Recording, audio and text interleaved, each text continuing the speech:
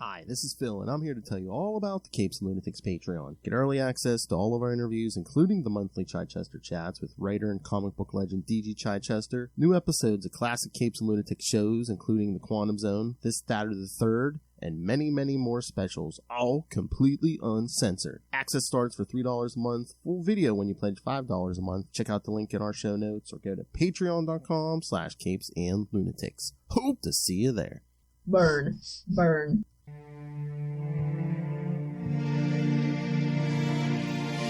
Hello, everyone. Welcome back to another episode of We Are the Knights, the Batman podcast. Although it's the end of the month, so it's kind of the Azrael podcast.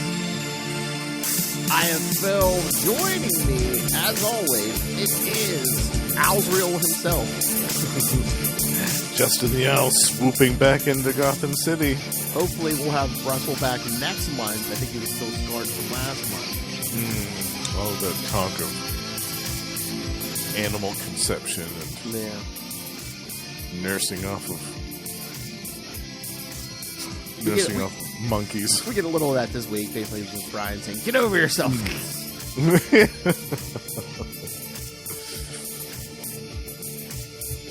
Kind of like,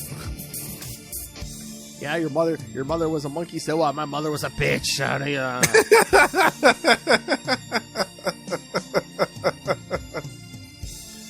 All right, so yes, for this Azrael episode, we're going to be covering Azrael's issues 10, 11, and 12. 10 being the Underworld Unleashed crossover.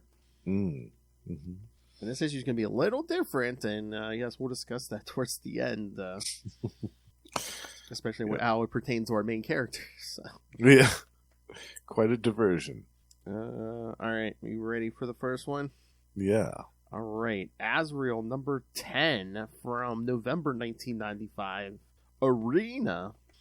Writer Dennis O'Neil, penciler Barry Kitson, inker James Pascoe, colorist Demetrius Basakus, and digital Hellfire, letterer Ken Brzezinski, and editors Archie Goodwin and Chuck Kim. Digital Hellfire, no relation to Lilith. Oh, no. Yeah. Although I could see her checking to see if that website's available. The domain name, yeah. Exactly. Yeah.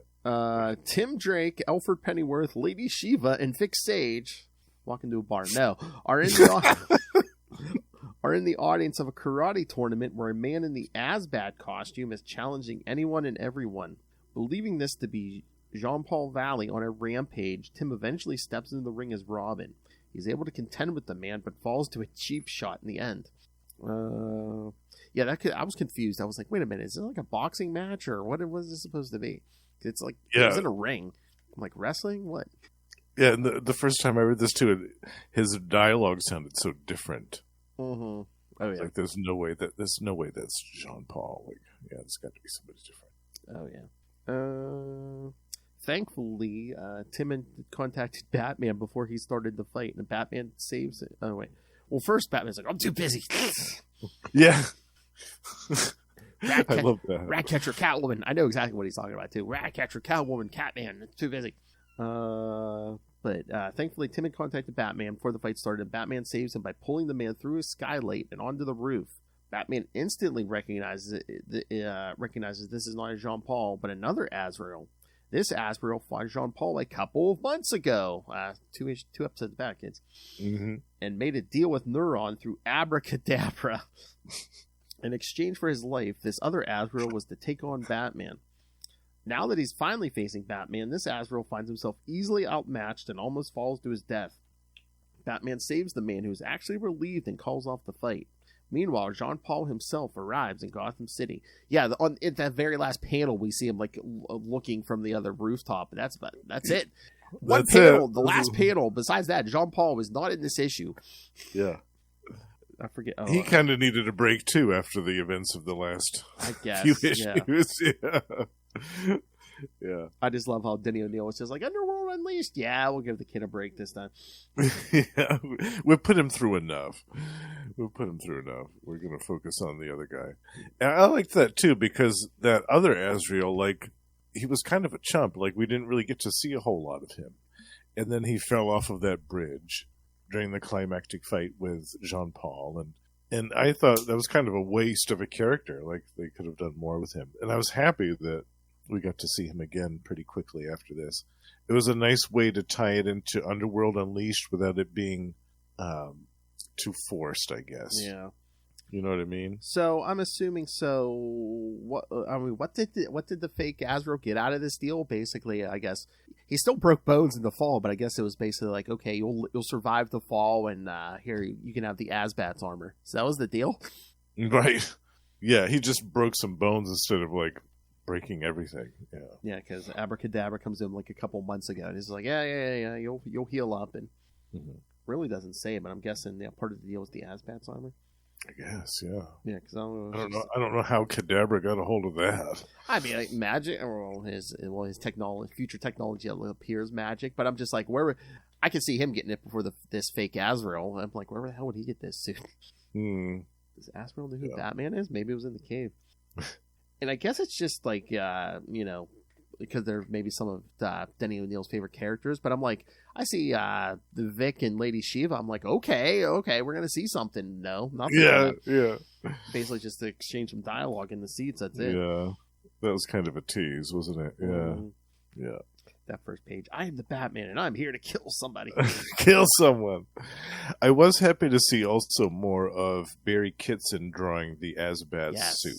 Because like I said in previous episodes of the show, I don't think that unfortunately, we didn't get to see really enough of that during Night Quest.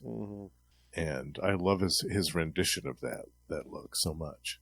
And I mean, it looks fine here, but I'm trying to remember, like, I think the dark, this almost comes off a little too dark, like the coloring and stuff, I think, on the digital, but it looks a lot better on the paper. Not that it's bad, but it looks even better on the paper. It does, yeah, because they use that really glossy paper for Azrael that made the colors really stand out, really vibrant. Yeah, on the app they don't look quite as good. It looks very kind of murky and muddled, like you were saying. It looks really dark. Yeah. So it is a karate tournament. Yeah, the sign's there, but I'm just like, holding this in the middle of like a wrestling or a boxing ring. I'm like, really? Yeah.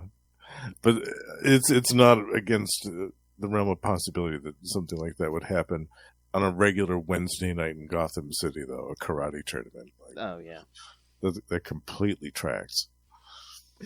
I love it. And I love it. It's like, Batman's very busy, but meanwhile, Tim has time to sit with Alfred at this tournament. Yeah, so Ratcatcher, Catwoman, and Catman, they were all... It was affected by Underworld. Well, no, it had nothing. I don't think it had anything to do with Underworld. There was like it was like one or two issues of Shadow of the Bat that crossed over with an issue of Catwoman. Yeah, so. Oh, right. Yeah. Because I remember there was a thing between Catman and Catwoman for a while. They had some animosity, but I forgot how Ratcatcher figured into it. Yeah, that's the thing, because I don't think it was even Underworld Unleashed. Because I'm trying to remember, I don't know if Underworld Unleashed even hit Shadow of the Bat. I know it hit Batman and Detective, but I don't know if it even hit Shadow of the Bat. Yeah. That part where he's about to use his claws against Robin, and then the Batarang comes down. He gets hoisted up through the skylight by Batman. I know. I love that. You're just like the kid. Stand still, he says as he tries to kick Batman's head off. Stand still. I love that. Yeah, because Batman's even like, let me help you. He's like, I don't need no help. I was in 22 fights to the death all over the world. But yeah, that's some cool. Yeah, them fighting in the rain. You even get like the lightning and stuff. Yeah. Which would have been funny if he just if the fake Azrael were going to hit by lightning because he's wearing this armor, all that metal armor. Yeah, it was probably insulated though. He tries like a kick on Batman and falls over the side, grabs the ledge, and he's like, "Don't let me fall." And he says, "You saved me. Shall we continue?" No, I lose. Feels pretty good. And I think this is the last we see of the fake Azrael. So. I was going to ask you. Yeah, did he? Because there's a lot of this series that I actually haven't read later on. I can't remember unless I missed something, or I can't remember it. I'm pretty sure this is his last appearance. I don't remember him appearing. Oh yeah, I mean, look how dark these like scans are. It's like you almost don't see like the real Azrael standing there at the end there. Oh, there we go. See, look at like you almost can't see Azrael's head. Ooh, we're having some connection stuff tonight. Oh man. Testing. 1, 2. Justin, testing. Ooh, I think I'm back now. Okay. Can you hear me? Yeah. Now I'm back. Okay. I guess we had some connection issues. Turn off the porn. Oh, I'm sorry. I'm used to podcasting with Lilith. But yeah, I mean, look, you can barely see the Azrael in that last page because those scans are so it's dark. so dark. Yeah. Like you really can't even see his head. Yeah. But I remember in the actual physical comic book, it looks a lot better than this. Mm-hmm. Yeah. And even that fight, there's some aspects of that fight that are just so dark, you can't really see what's going on. It almost looks like the Christopher Nolan Batman movies when there's a fight scene. Exactly. Just spin the camera around. It'll look good. Spin the camera, make it dark. That way, we can cut down on the fight scenes. And yeah. There's a foot there. There's a fist there. There's somebody's face there. There's some thumps. Okay, that's a fight scene. Cool. Cut. Yeah. So I assume, I mean, this is Denny's like fill-in issue because it's just a good chunk in the middle is that flashback scene where we see when Azrael sent the fake Azrael that falling from the thing. Yeah, it's Kadabra. And then Kadabra stops him before he hits the ground. Yeah. He basically says, I'm an emissary, an advanced man, if you will, for a personage known as Neuron. Neuron will be along in a month or two to raise a mighty ruckus on good old planet Earth. Meanwhile, I forget what deal with a ruckus. I love that. You want my soul or something? Later, perhaps for now. He says, yeah, I'll grant you a wish or two for values to be named in the future. What's your pleasure? I want to live.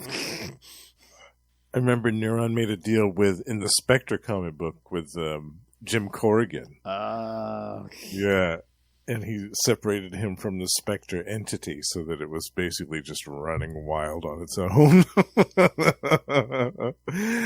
Not a good idea. The funniest deal has to be when he makes a deal with Lex, because Lex is in that dying clone body, and so he gives him back like a healthy, real body, and it's just... Yes.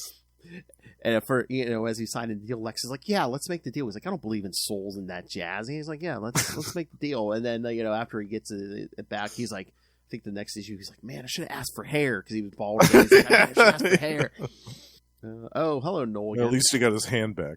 I thought Russ was on this one. He didn't have time to read this time. He had so many Transformers and G.I. Joes and Hulks and everything else to read. Spider-Man and Spider-Man. And plus he was reading the gang war stuff, But he was also traumatized from the previous Azrael story, so he needed a little bit of a break after that. Between all the animal talk and Lilith was on last time, he was traumatized. Like Justin isn't watching porn.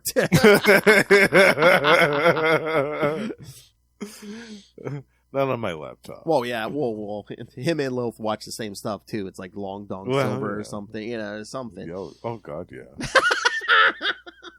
He's like, I'm sure we have multiple common favorites. Let's put it that way. Hell yeah. Pirates, arg!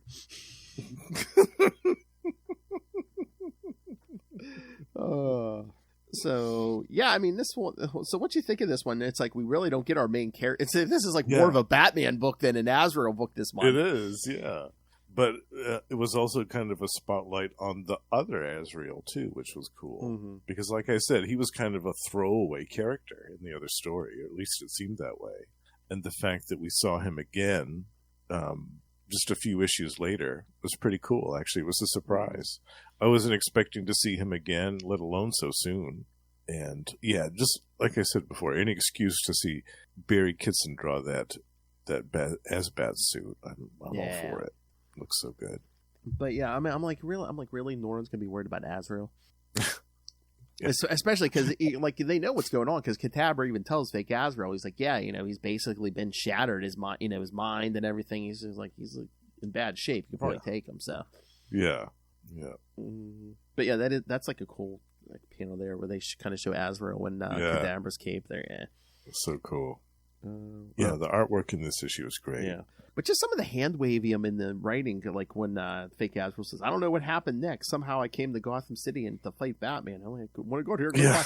I'm like, I don't know what happened. I just all of a sudden I magically appear. Oh, I mean, just say, wizard guys zapped me to Gotham. That would make, Exactly. And provided me with this suit of Azbat's armor out of nowhere.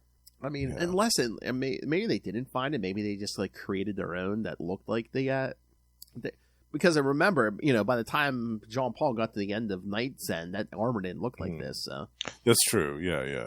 So they might just it's strange. Cadabra. Plus, the ending of this was kind of abrupt, wasn't it?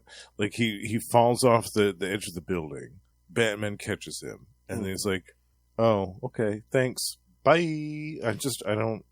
Well, yeah, it's very abrupt. Well, again, it's like if this guy couldn't take Azrael, he's going to take Batman. But it's like, he throws like 2 or 3 kicks, a punch, and it's pretty much it. And then that's it. Yeah, that's what I said. That like flashback, the whole this is what Underworld Unleashed is in the middle. That flashback that took up a lot of real estate. Yeah, I feel like this almost could have been 2 issues though, like this Underworld Unleashed thing. They could have had. Maybe some mystery about who this dude in the Azbat's armor was, and then have the revelation be maybe the cliffhanger of the first part of the story. Yeah, that's. And then in the second issue, you have the fight between him and Batman. That's the climax. Yeah, that was the thing. That's what I'm saying. I'm thinking this might be his last appearance. It's like we don't know who this guy is, where he came from. We don't even know what he looks like. He's worn a helmet or a mask every time we've seen him. Yeah, we never see his real face. We don't even know what his real name is. We get these brief little mentions of his past and his personal history and things, but really nothing of substance beyond any of that. And if like the guys at the Order of Saint Dumbass hadn't called him like he and stuff, you could make a case where do we even know he's a guy? Right? Exactly. Yeah. Oh, how funny would that be? That someone's terrorizing Gotham in this Azbat suit, and Batman knocks the helmet off and is like a woman. Yeah, Sister Lily's actual sister or something. Yeah, her protege or something. Yeah, something. Yeah. So I mean, as villains go, it's not bad. Yeah, I liked this issue. Yeah, but like I said, I feel like it could have been 2. This could have been split into 2. Yeah. 2 issues, I think. And I wonder too if it's just like, oh yeah, everyone had to do an Underworld Unleashed issue, and Denny's just like, I don't want to like undo everything I've done with Jean Paul in the last like month or so, and or just I don't want him in there all mindless. So just kind of had an issue without him. Yeah, and that makes sense too. Yeah, because he had other plans for the character, and he didn't want to derail those. That makes sense. All right, you ready for the second one? Yes. All right. So Azrael number 11. Where's that link? Here it is. Azrael number 11 from December 1995. Angel Rising Part 1. Writer Denny O'Neil, penciler Barry Kitson again. Looks like the same team, except now Demetrius Basokas is the only colorist. There's no digital Hellfire. Oh, no digital Hellfire on this one. Okay. Yep. All right. Yep, that's the whole synopsis. All right. Batman takes care of a semi-catatonic Azrael for the last 3 days, and now he meets with Brian, and Sister Lily to take over. At least Brian has some small success in bringing Azrael back to normal. Yeah, right. Meanwhile, here's a name. Here's a name we haven't seen since 2023. Meanwhile, Dr. Shondra Kinsolving gets kidnapped by Clubber, a zoo janitor, and his cousin Nug. Nug and Clubber. Clubber with a K and 1 B, kids. Yeah. Jeez. Yeah, these are some Denny thugs. Definitely. And they're truly nasty. The part where one of them picks up the German Shepherd and just breaks its back over his knee. I was like, oh, great. Some more animal cruelty. Lovely. The minute I read that, I was like, oh, here we go again. Here we go again. Yeah, look what I did. So yeah, I mean, this what opens like it opens at the zoo because I guess as we'll later find out, Shondra, who now has the mind of a child, used her healing powers on somebody, and everybody wants a piece. Yep. So, and then we see this scene with Batman meeting Brian and Lily in the park. Yeah. Or no, it's still at the zoo, but it's nighttime. Yeah. I love Brian.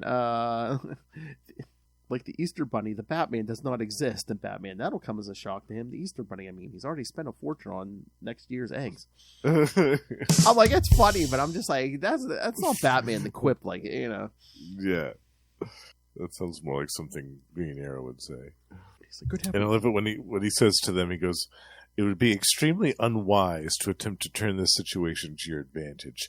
I am far nastier than the Easter Bunny." But yeah, he's like, oh yeah, Azrael got here like 3 days ago. He's basically, he says, since then he's been sitting alone in a dark place, not eating, sleeping, or speaking. So we're back at night quest. Okay. Yeah, basically. Yeah, they show him just sitting in the cave in a chair. Yeah, catatonic. And for those of you who haven't read the previous issues, yeah, Brian tells Batman about how he learned the secret of his birth, that his human mother was slaughtered, and he was brought to term in a bottle, nurtured by animal fluids and periodically shocked with electricity. Mm-hmm. Ugh, animal fluids. That's not the first time they make mention of animal fluids in this issue and the next one either. And every time I was like, oh, God. I love how Batman goes, how do you know? And Brian says, we stole documents from the Order, and Batman, I want copies. I want copies. Yeah, I bet he will. But Brian's like, why'd you summon us? And Batman's like, I feel a responsibility for him, but I'm not equipped by training or temperament to help him. But you, Dr. Brian, are a psychiatrist. He's like, a very poor one. And it looks at Lily. Very poor one. Lily, you are obviously a renegade from the Dumas organization. I assume an ally. But yeah, that is a funny panel when he says, I wouldn't try to take advantage of this situation. He looks very imposing. Do not mess with this man. Oh, yeah. So then we see Alfred talking with Jean-Paul, who's still in full costume. Mm-hmm. He's reading the Guardian Angel book. Yeah. Still unable to communicate with anyone. Mm-hmm. Or unwilling to. Whichever the two. But yeah, he does get Jean-Paul to change in the regular clothes, and then they get in the car. He's like, I'm going to take you to go see your friends. And then just in the middle of the ride, yeah, Jean-Paul leaps out of the car and scales up onto a building. Yeah, leaps up to the rooftops and puts on his Azrael costume again. Because those are his real clothes. So once again, Batman's like in the Batmobile, busy as just like last issue. Mm-hmm. But he's like, oh, maybe he heard he was alone in the cave. Maybe he heard something on one of the monitors. I'll access the recording equipments. See what's coming during the last. No one's checked their answering machine for the last 12 hours. The tape ran out. Exactly. Message 1995. Message from Mrs. McFarlane. The woman who sent Shondra Kinsolving? Yes. She called the house at 6:23. The tape was played at least once, so Jean-Paul... Yes, tape. So Jean-Paul must have heard it. Some kind of riot. Shondra was in danger. So again, it's so weird. It's like Bruce supposedly cared about this woman so much, but, now that she has the mind of a child and he can't, Yeah. He was going to propose to her, right? Now that he can't have intercourse with her, now he's like, okay, you and Jean-Paul will take care of this. Yeah, no. It's like, what did I do with Vicky Vale's number? Chicks won't feel pity for me and bang me. Well, Bruce couldn't be a pillow princess with Shondra Kinsolving. Oh, that's true. Yeah, so, is that a sentient tongue? One of Justin's personal favorites.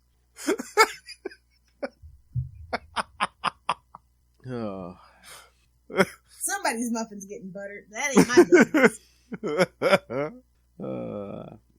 But yeah, Alfred's even like, you'll investigate yourself. He's like, I can't. He's still talking about Ratcatcher. Ratcatcher is still out there. Oh man, Ratcatcher was making his life miserable. I know. But he's like, pick up the psychiatrist and the woman. Get them to Sondra's. He's like, wait for Jean-Paul to show up. Call when you can. And he's like, pray that before the night is over, I don't have something new on my conscience. Something unbearable. And Jean-Paul is just like riding on the top of trucks and cars to get there. But then we see Nug and Clubber make it to the house where Shondra lives. Yeah. But man, yeah, Clubber's big. For those of you who've never read this, Clubber almost looks like who's I don't know if he's Hulk size, but he might be like Man Mountain Marcus. Yes, that was yes. Yeah.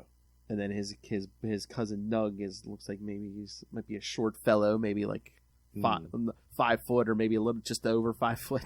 Yeah, looks that way. But yeah, they knocked out. See, that's the thing, and Clubber doesn't have to kill this guard dog because they gave it like something. They tranquilized it in the food. Yeah, they put a tranquilizer in its food, so it's sleeping. So yeah, just picks it up and kills it. Yeah. Ugh. You see what I done? I killed it. Yeah, I saw. That's all right. Then Azrael shows up and is like, "Hey, no, who's that? Who's that?" I don't know, Clubber. When I should kill him? Yeah. So it doesn't go according to plan. No, I mean he punches Azrael once, but then I think the system takes over because pretty much that's all it took. Gives him a double-handed knockout, and then Nug tries to pull a gun, and Azrael knocks him out before he pulls the trigger. Then that Mrs. McFarlane comes out. She's like, "What's going on? You people have no business. You leave this minute, or I'll take my broom to you."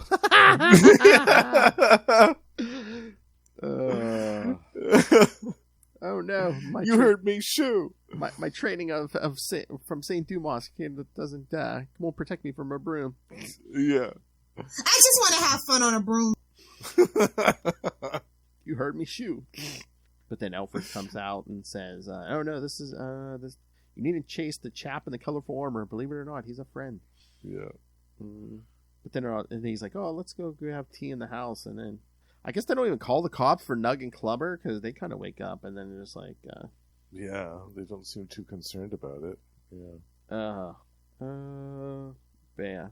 And then Nug's like talking in the third person. He's like, the easy way failed, okay, but Nug's got nothing against the hard way if that's what it takes.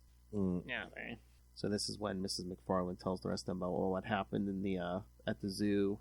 Shondra saw a little boy in a wheelchair and used her power to heal him. So she still has her powers. She's still able to use Yeah. She's just... Yeah.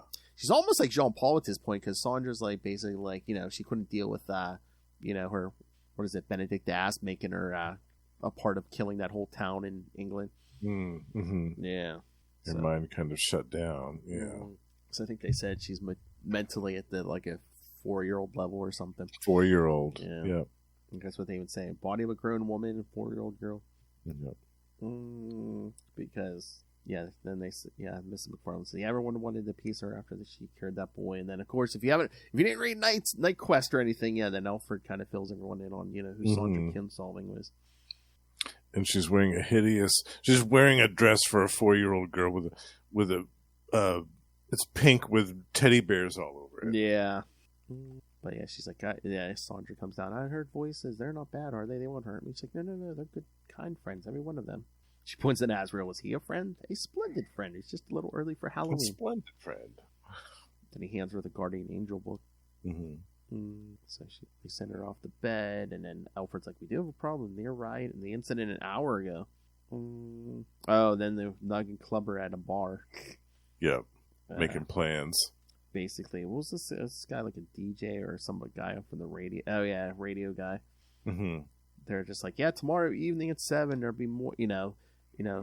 That girl's gonna, that woman's gonna heal more people at the big house out north of town. He's like, and anybody who doesn't get cured will waltz away with a big fat check for their trouble, signed by Mr. Bruce Wayne. Yeah. So did he just mention Bruce Wayne's name because he's the rich guy in town, or does he know there's some kind of connection with Bruce Wayne?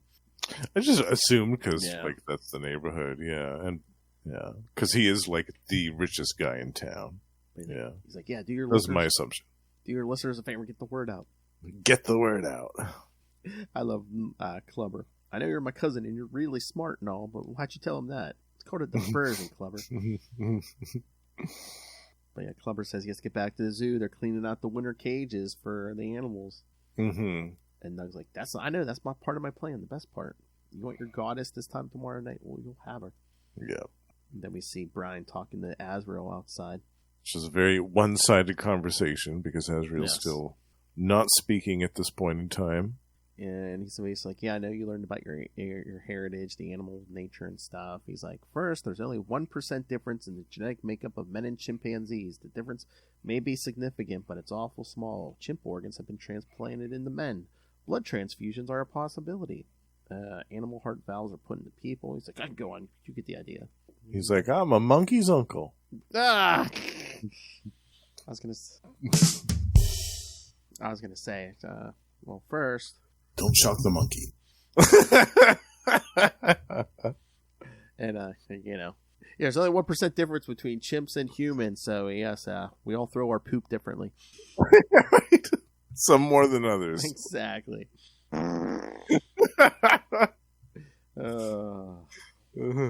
He's cradling my nuts. But he says, even to give the belief in a mortal soul, you're part. If you have to admit you're part beast, we all are. So there's the fact you had a little non-human help getting born. Really, that important? So I guess Jean Paul basically just nodding his head. Yeah. The rest isn't quite so easy. The torture and the conditioning, the twisting and mutilation of your mind, ugly stuff. Difficult to deal with even a good psychiatrist, which heaven knows I am not. For now, it's like, leave it at this. It seems to me that becoming fully human is a task, not a privilege, and the biggest part of it is overcoming problems, those you make for yourself and those you inherit. Then he sends him off to sleep. Yeah, and Lily's been listening to the whole thing. Yeah, he's like, I know what you're gonna ask. Why didn't I overcome my problems being an alcoholic for the last 10 years? Yeah, last decade being a drunken waste. He says. He says this physician could not even heal his patients, much less himself. She's still wearing that Saint Dumas I know outfit. I can't understand that, how she kept that for so long. You'd think that would have been the first thing that she would have gotten rid of. I think, I don't know, I guess it's just a comfort thing, because as she said, she had never left that castle before, and right. This is probably the only thing they allowed her to wear every day, so. Yeah. But having tried on other clothes at Ra's al Ghul's place, like, I don't know. Yeah, and then we see the mob outside of Bruce Wayne's place. Oh, yeah.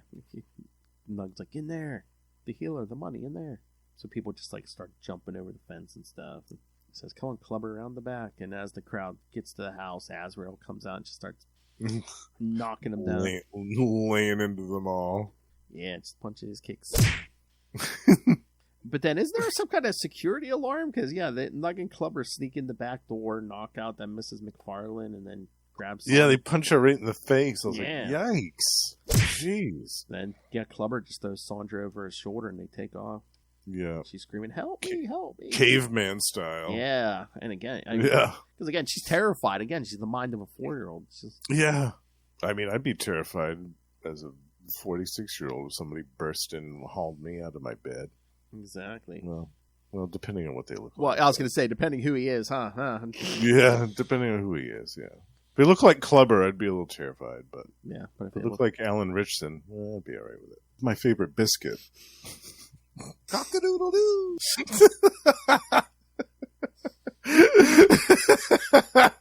Oh yeah, Alan Richardson. What's that show he's on now? Is that Reacher or is that some Reacher? Yeah. Wow, you want a Reacher, huh?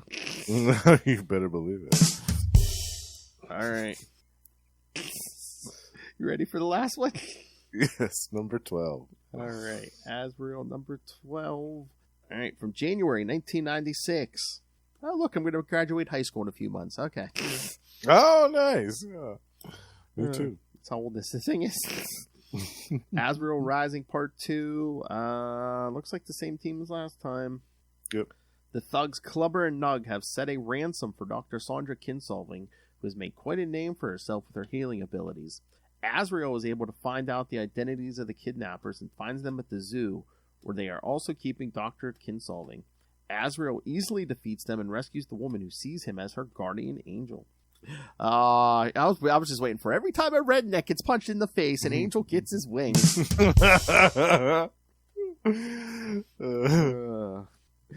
Know that you are liars and deceivers. And then they'd just be all like, howdy, y'all! See, we don't need to hear Russell. I can fake it. I spend too much money on tobacco and Mountain Dew. All right. So yeah, this one opens. We got Azrael still like punching out the crowd. Yeah. I love these people. These guys aren't even afraid. They still keep coming. The one guy's like, "We're not gonna let him get away with that." Punching them out. The freak. The freak. Yeah. But then he like activates those torches, and it's just like.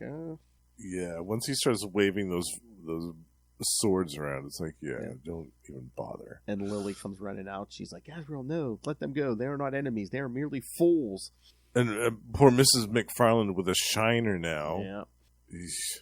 So, yeah, because she's like, have you seen them? Seen her? And Lily's like, seen who? And Mrs. McFarland's like, 2 men. They struck me and knocked me cold, and she's gone. And Brian's like, apparently Shondra has been abducted. So, I mean, I guess he could have left, but it's so weird. All of a sudden, Alfred's gone. Yeah. It's weird, right? I guess he was just there to take Brian and Lily to the house. I suppose, but... You would think if Bruce can't show up, he would want Alfred there. Right. And that purple outfit of Lily's is really painted on. St. Dumas really liked the skin-tight stuff. Apparently. I know. I'm like, we're not really leaving much to the imagination. So then we see Shondra in the car with Nug and Clubber, and Clubber's like, let me explain, okay? See, I seen you with that kid in the wheelchair yesterday, making him walk and all. The minute I seen that, I knew you was a goddess. That's why we took you. He's like, at least that's why I took you. My cousin here, he says that rich guy, Bruce Wayne, will play plenty to get you back. That's fine with me, too, but mainly I want to, And Nug's like, get her out. We don't have her all day.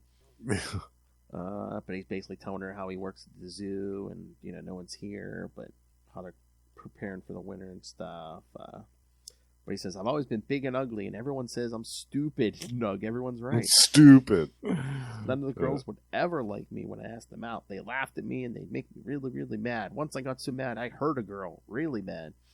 So he's an incel. So what I want is, I want you to make me smart and handsome. Make me smart and handsome now. I could hurt you worse than that girl.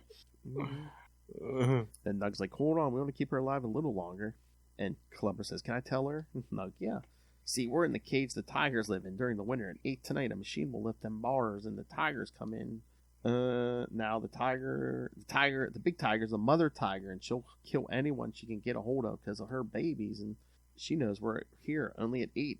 We ain't gonna be here. You're gonna be here all by yourself. She's gonna eat you. She's gonna eat you. Yeah.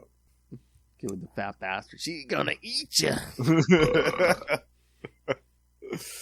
Yeah. But yeah, this is terrible. I mean, this would be terrible for a normal woman, but again, she has the mind of a child. I mean, yeah, she's got to be absolutely terrified. Yeah, especially tell a 4-year-old, oh yeah, I'm gonna let that tiger eat you. Yeah.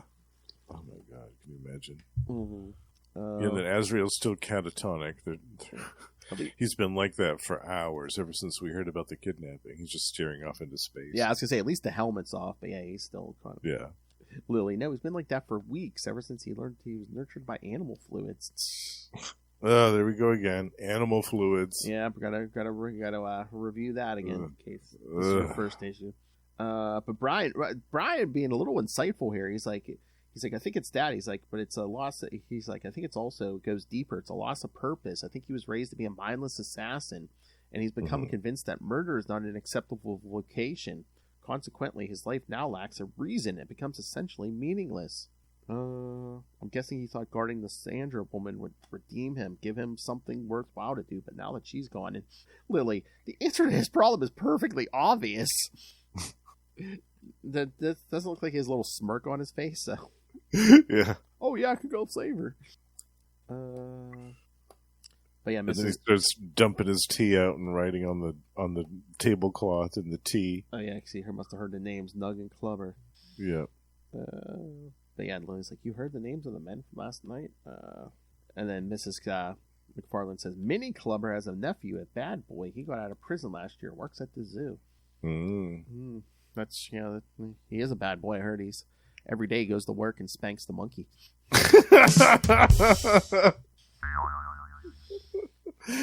Sometimes with both hands. Oh!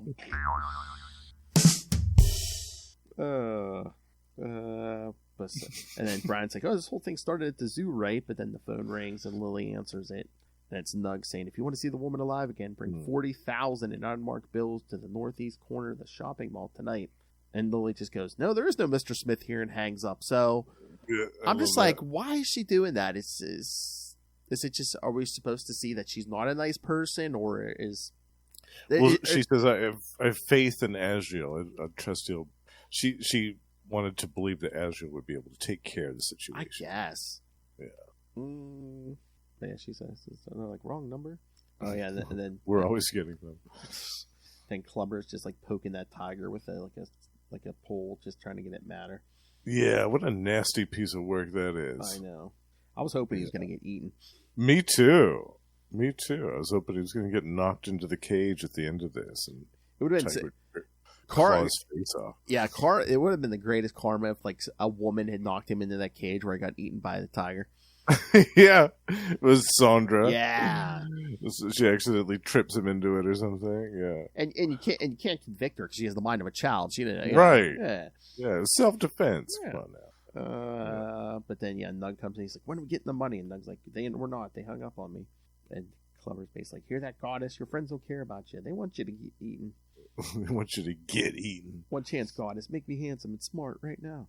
And Nug's like, she can identify us. We got to do it. And that's when Clubber hits Nug and says, no. Yeah. She's gonna fix me first. He says, I said the cat and I meant the cat. She don't get shot. She gets eaten. And Nug says, oh, yeah, so lift the bars, let it happen. And Clubber, I can't. I don't know how. We got to wait till the machine does it at 8 o'clock. I don't know how. Oh, man. Then we see Azrael. Oh, this is some great art on this page when Azrael gets to the zoo.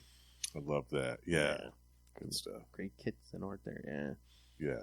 But yeah, they got 10 minutes to 8, and but then Nug's asking Clubber, he's like, "You the only guard? Aren't there others?" And Clubber says, "Don't worry about them. They ain't gonna bother." Because he's hung the 2 other guards.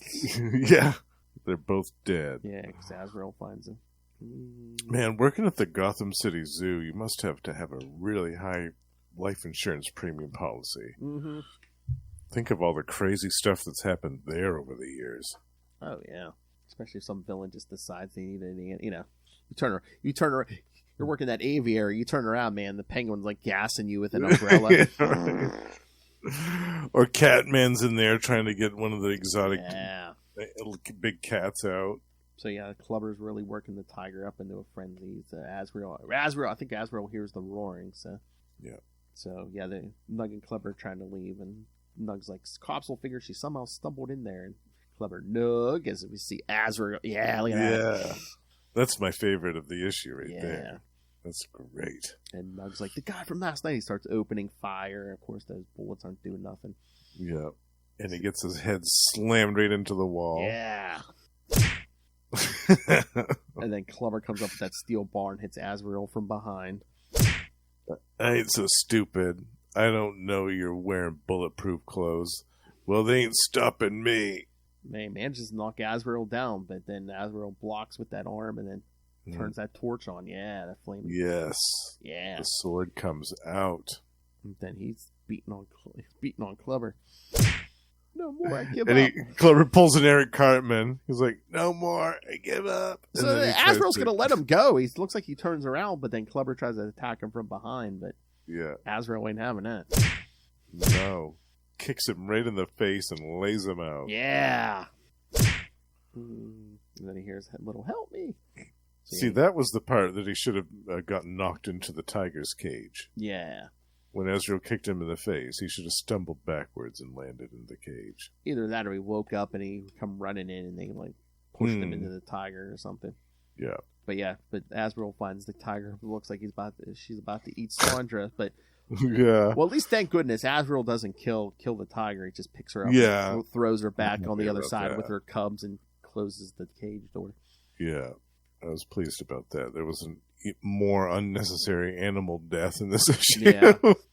We've had a lot of that lately.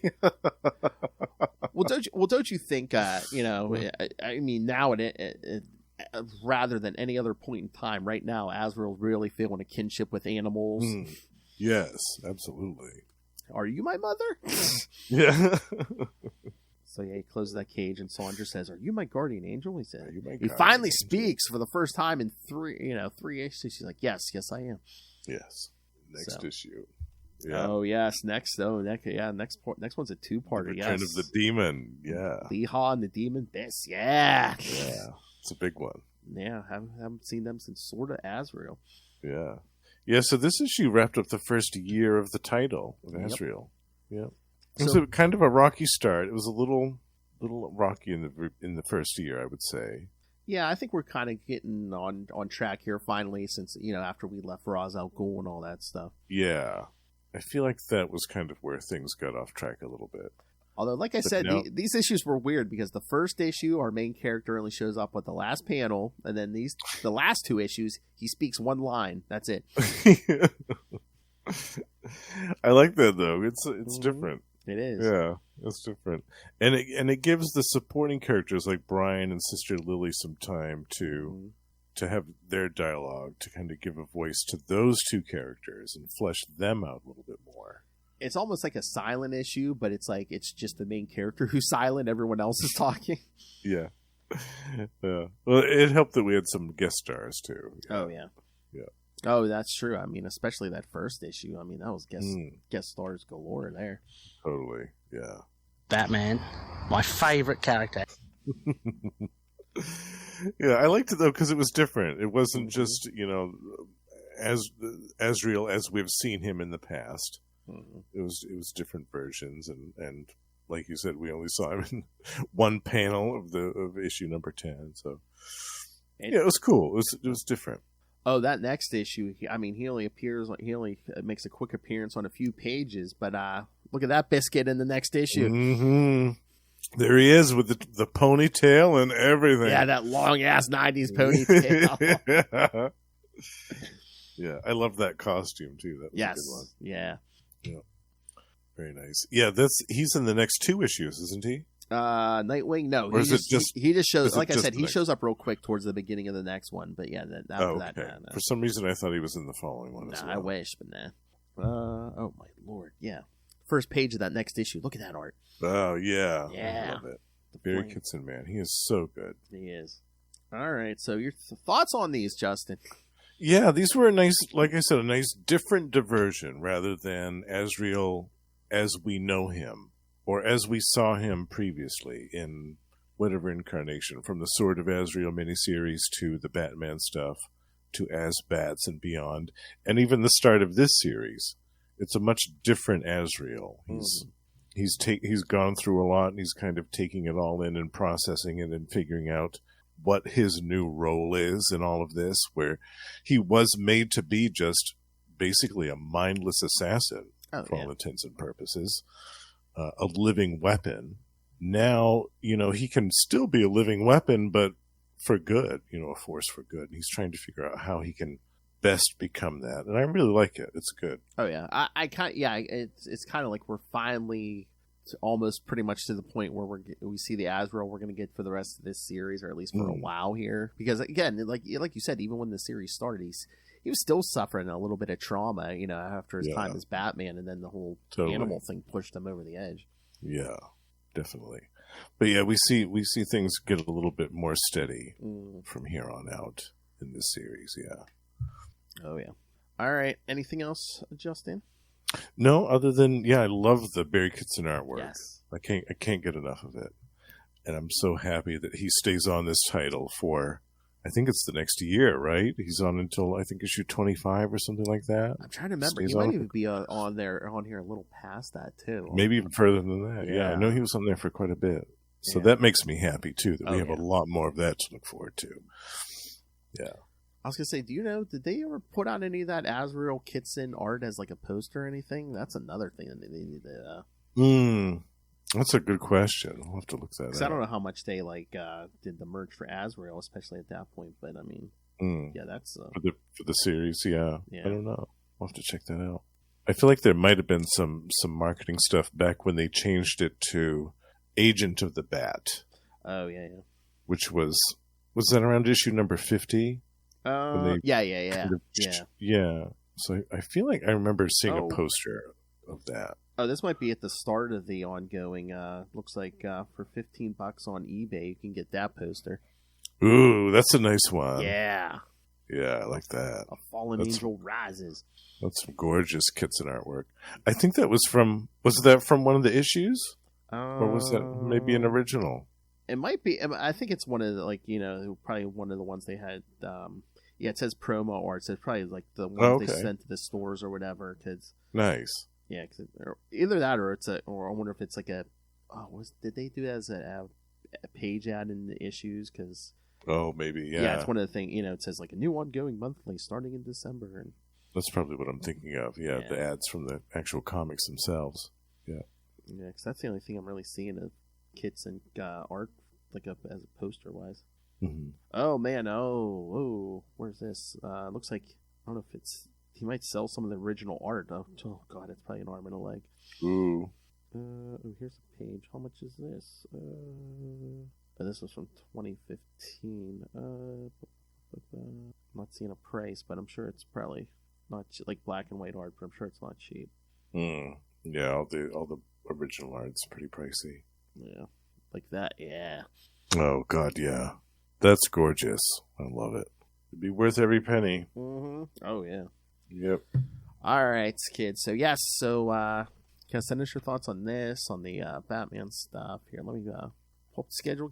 Tell you everything that's coming up. I forgot. Yeah, this is gonna be like for the end of March. So we're kind of ahead again. So. Oh, that's right. So yeah, this will be the end of March. So in April, Lilith and I, for our episodes, we're going to be covering. Yes, there were 10 issues of it, but the Joker series from 1975 all through April. Oh yeah. Oh wow, I forgot about that one. Yeah, oh yeah, there's an extra week in April too. So we're going to do issues 1 through 3, 4 through 6, 7 through 9, and then just issue 10, the last one, issue 10 for an episode. Nice. And then at the end of April, yes, me, Justin, and hopefully Russ will be back. We'll do Azrael 13 and 14. That one's two-part story. Yeah. Nice. And then in May, Justin may join us because we may you expressed some interest in some of those 90s Catwoman. Oh, definitely. 2 episodes on I'd that. love to join you guys for those. Yeah, I think there were 2 episodes of that you had on the schedule. Yep. Yeah. Issues 1 through 4 and 15 through 18. Yeah. Yeah. I love that series. And then I know there's going to be at least he's probably going to be here all in June because that's going to be Killer Moth. Yep. You guys won't be able to get rid of me that month. He'll join us for the 3 Killer Moth episodes, and then he'll be here for the Azrael. So you'll see me all month long on We Are the Night. You'll see him so much you'll think we're giving away free biscuits or something. That's right. My favorite biscuit.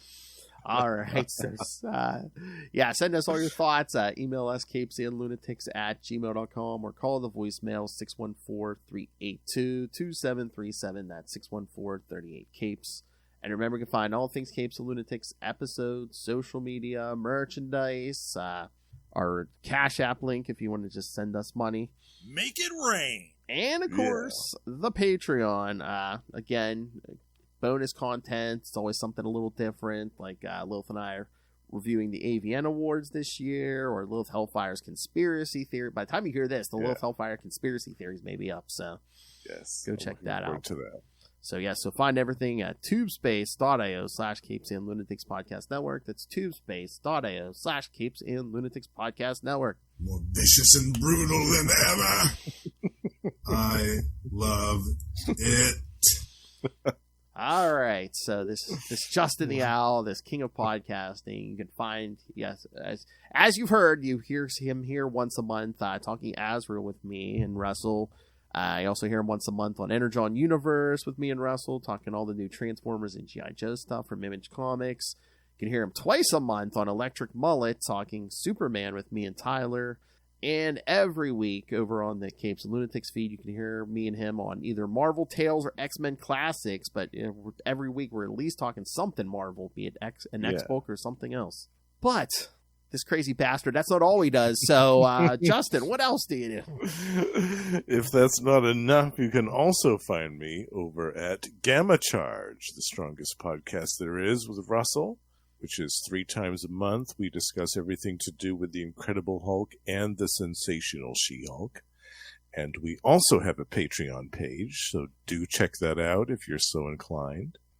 And twice a month, Russell and I are joined by our pal, the High Priest of Khonshu, Ray, and we discuss Fox's Predator in Predator and Prey, the Yocha podcast. We're right now discussing the brand new Marvel series, The Final Hunt by Ed Brisson. And we're also discussing the classic comic books from Dark Horse.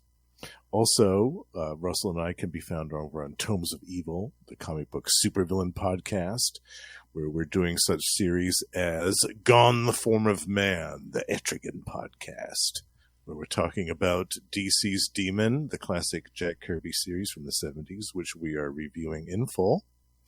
And last but not least, the Lost Library of Legends is my solo project dedicated to forgotten and obscure comic book series from over the years. And by the time that this episode comes out, March's spotlight will be on a forgotten 90s series called Black Wolf. We're going back to the 90s here, bitch. One way to Biscuit Town. I'm going to eat this up with a fork and spoon. I love Drunk Justin.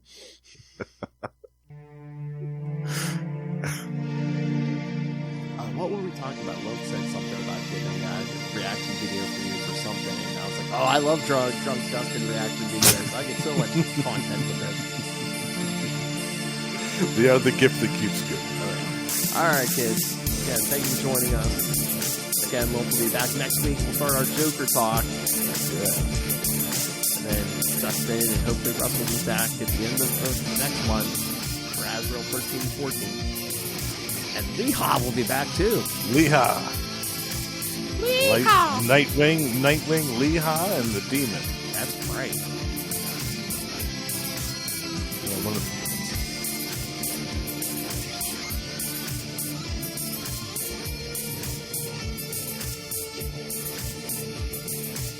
Azrael filling up that rogues gallery of non-Batman enemies. All right, everyone. Come back next time. Join us. Same bat time. same bat channel. Where the night? The Batman Podcast. Remember, be nice to children and animals.